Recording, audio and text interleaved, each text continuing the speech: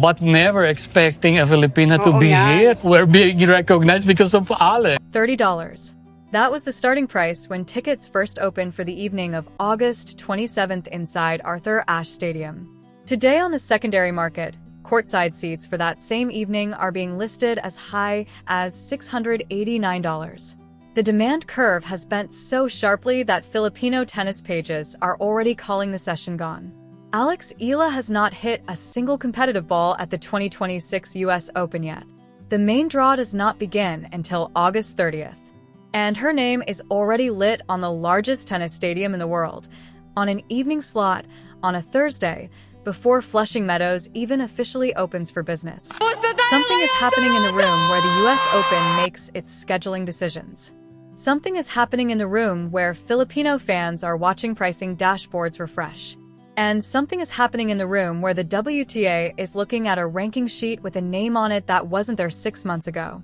This is the story of how a 21-year-old from Quezon City ended up on the Arthur Ashe marquee before a Grand Slam even started, and what the industry is quietly recalibrating because of it.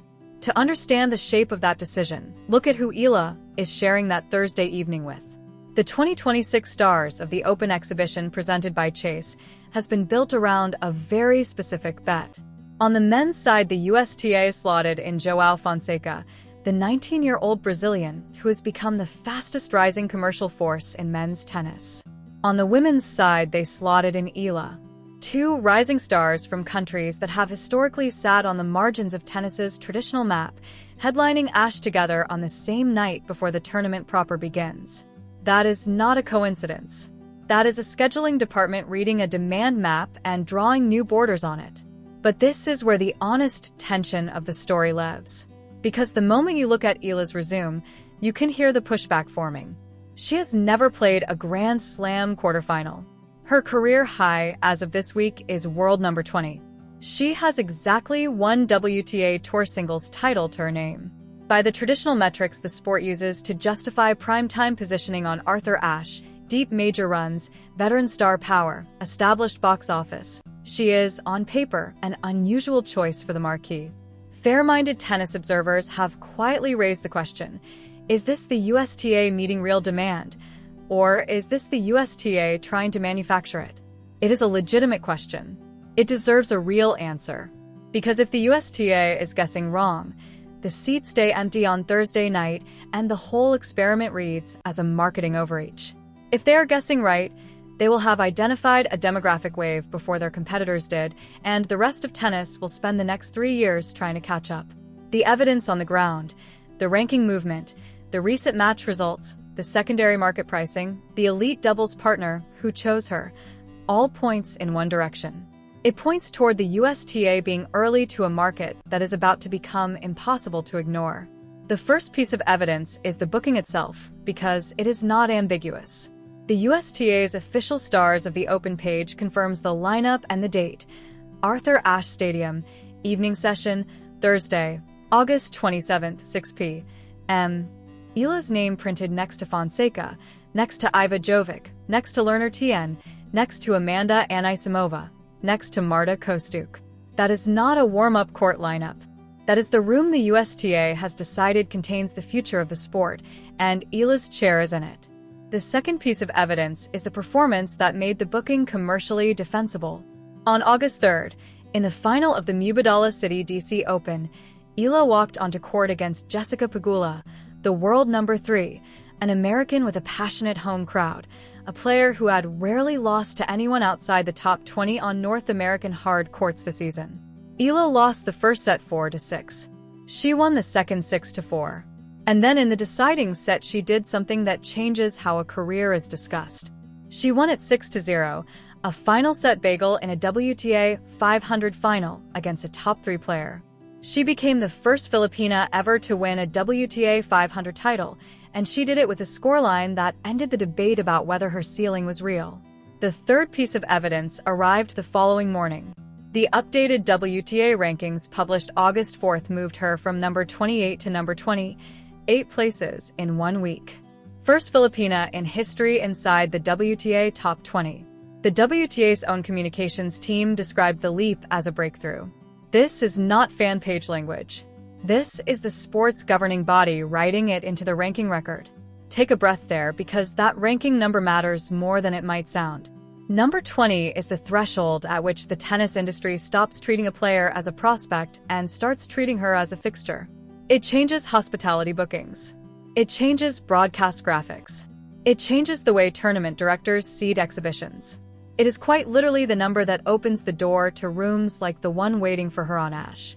The fourth piece of evidence is that she has not spent the past week resting on the DC title.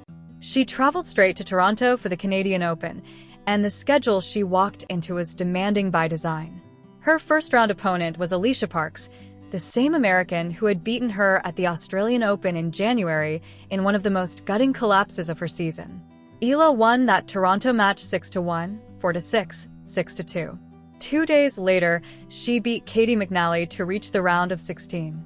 The Filipino coverage of that McNally win, in a session Sportsnet described as one of the loudest of the tournament, was the moment Toronto realized what New York is about to realize.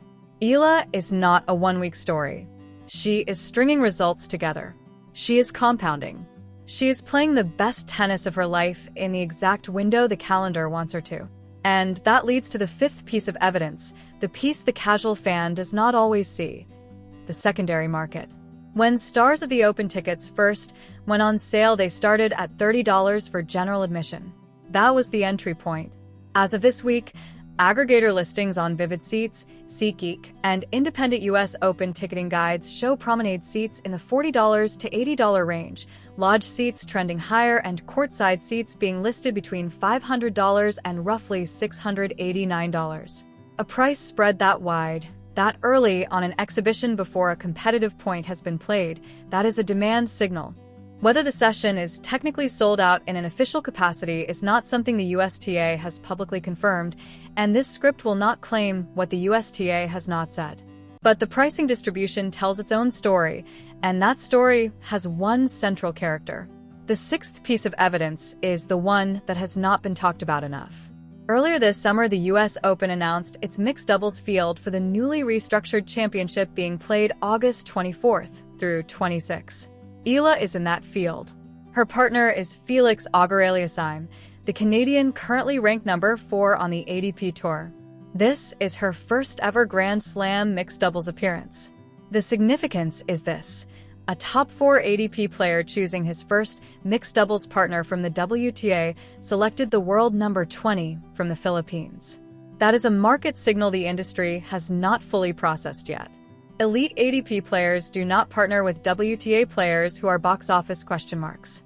They partner with players whose names move the needle. Auger-Aliassime's choice is a peer-level validation that arrived before the exhibition booking, before the ranking jump, before the DC title. He read the signal early. The USTA is reading it now. The authority on this story does not come from a pundit or a television commentator. The most credible authority is the WTA itself.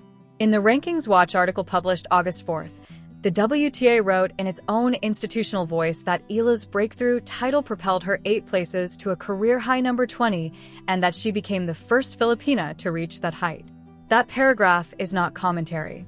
That is the sport's governing body writing something into the permanent record. 8-time major champion Chris Evert, on Tennis Channel commentary earlier this season, has repeatedly flagged what she sees as an unusually developed court sense for a player of Eala's age, a phrase Evert reserves for players she believes will still be relevant years from now. Even the loser of the DC final understood what she had just been part of. Jessica Pegula, standing at the trophy ceremony after being handed a final set bagel by a 21-year-old, was gracious in defeat and honest about the level she had just faced.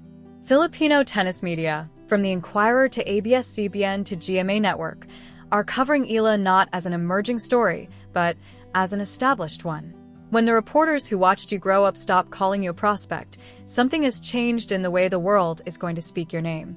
Zoom out for a moment, because the significance of what happens on Ashe on the 27th extends beyond one player and one exhibition.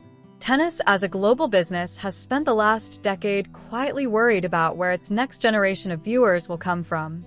The traditional markets, Western Europe, the United States, Australia, are saturated.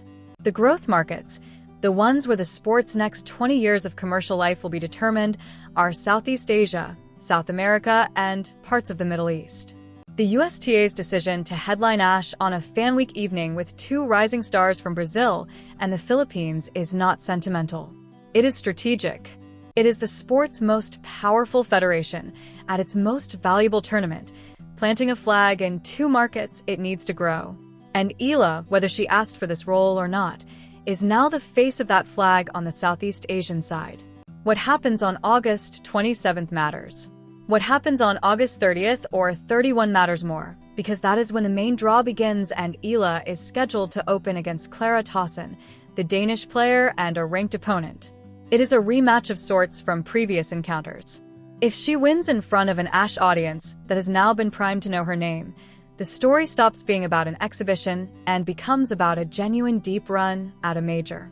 The mixed doubles run with Eala is a separate storyline that could produce its own headlines. And her prize money for the year, already past $1.5 million, could climb into territory no Filipino tennis player has ever occupied. This is the room she has walked into. The question is only how far into it she goes. None of this arrived without cost, and it is important not to skip past that. 7 months ago on a court in Melbourne at the Australian Open, Eala won the first set of her opening round match against Alicia Parks 6-0, a bagel, total control. And then something snapped. She lost the second set 6-3, lost the third 6-2, and walked off court having been outscored 12-3 across the final 2 sets. It was one of the most public collapses of her season, and it happened in the first week of the calendar year on a Grand Slam stage with the whole tennis world watching. The Filipino press, the ones who love her most, wrote about it with a hand over the mouth. 7 months. That is how long it took her to answer that match.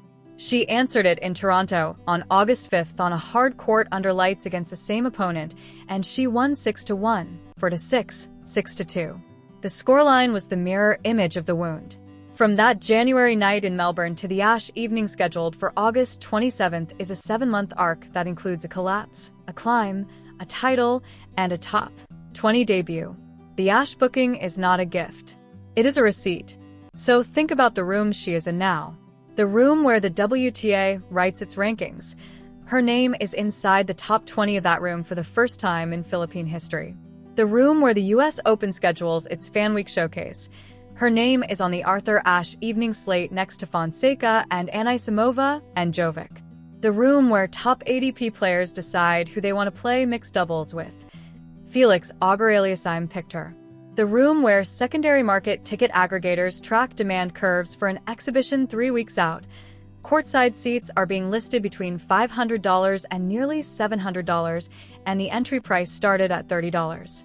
The seats started at $30. The room she is in now do not. 7 months ago, she was walking off a court in Melbourne having lost 12 of 15 games in the closing sets of a match she should have won, and there was no room in world tennis that had her name on the wall. Today, Arthur Ashe Stadium is holding an evening for her name, and the tournament has not even started. Whether the session is technically declared sold out or not on the day, whether every seat is filled or only most of them, is almost beside the point. The point is that the booking exists at all. The point is that the USTA looked at a 21-year-old from Quezon City with 1 WTA title and a career high of number 20 and decided she was the right name for Ashe on a Thursday evening in August. She is not the future of Filipino tennis anymore. She is in a room where the future of the entire sport is being drawn, and her chair has a plaque on it. If this is the moment you're realizing that, hit the subscribe button, because there's a very good chance the next chapter of this story writes itself over the next 2 weeks, and we are going to be here for every set of it. We're the ones who saw her coming stay until the stadium lights come on.